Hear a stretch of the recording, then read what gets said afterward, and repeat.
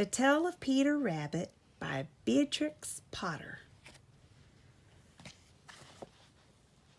Once upon a time, there were 4 little rabbits, and their names were Flopsy, Mopsy, Cottontail, and Peter.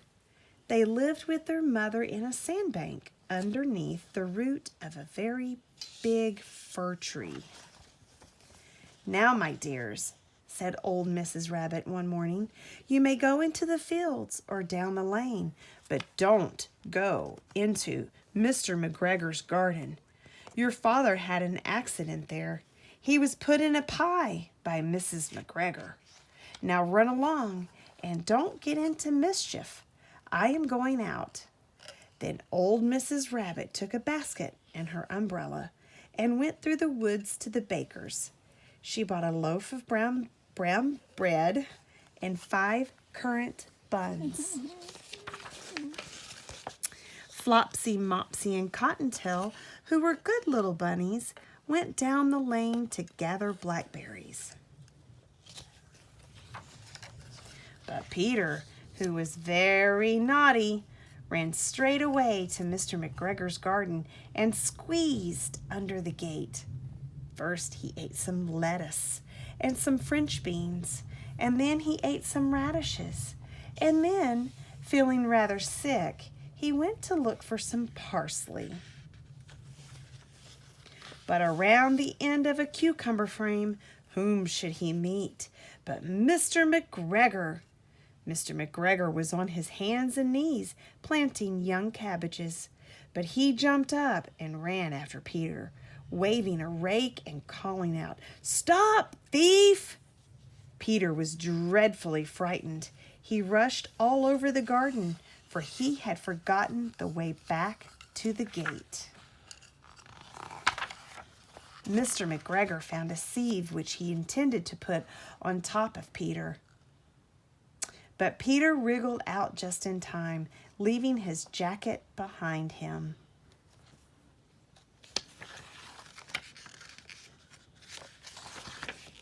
Peter rushed into the tool shed and jumped into a watering can. It would have been a beautiful thing to hide in if it had not had so much water in it. Mr. McGregor was quite sure that Peter was somewhere in the tool shed, perhaps hidden underneath a flower pot. He began to turn them over carefully, looking underneath each. Suddenly, Peter sneezed. "Kerchoo!" Mr. McGregor was after him in no time. He tried to catch Peter, who jumped out a window, upsetting 3 plants. The window was too small for Mr. McGregor, and he was tired of running after Peter. He went back to his work. Peter sat down to rest. He was out of breath and trembling with fright, and he had no idea which way to go. Also, he was very damp from sitting in that can. After a time, he began to wander about, going lippity-lippity, not very fast, and looking all around. He found a door in a wall, but it was locked, and there was no room for a fat little rabbit to squeeze underneath. An old mouse was running in and out over the stone doorstep, carrying peas and beans to her family in the woods. Peter asked her the way to the gate, but she had such a large pea in her mouth that she could not answer. She only shook her head at him. Peter began to cry. Then he tried to find his way straight across the garden, but he became more and more puzzled.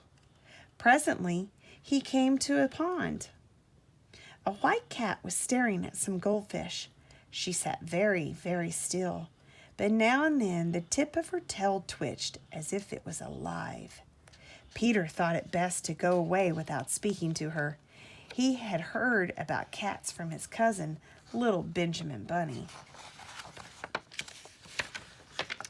He went back toward the tool shed, but suddenly, quite close to him, he heard the noise of a hoe. Scritch, scratch, scratch, scritch. Peter scuttered underneath the bushes, but soon, as nothing happened, he came out and climbed upon a wheelbarrow and peeped over. The first thing he saw was Mr. McGregor hoeing onions. His back was turned toward Peter, and beyond him was the gate. Peter got down very quietly off the wheelbarrow and started running as fast as he could go along a straight walk behind some blackberry bushes.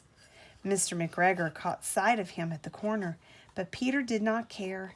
He slipped underneath the gate and was safe at last in the woods outside the garden. Mr. McGregor hung up the little jacket and the shoes as a scarecrow to frighten the blackbirds. Peter never stopped running or looking behind him until he got home to the big fir tree. He was so tired that he flopped down upon the nice soft sand on the floor of the rabbit hole and shut his eyes. His mother was busy cooking. She wondered what he had done with his clothes. It was the second little jacket and pair of shoes that Peter had lost in 2 weeks. That evening, Peter was not very well. His mother put him to bed and made some chamomile tea. She gave a dose of it to Peter. 1 tablespoon to be taken at bedtime, she said. But Flopsy, Mopsy, and Cottontail had bread and milk and blackberries for supper.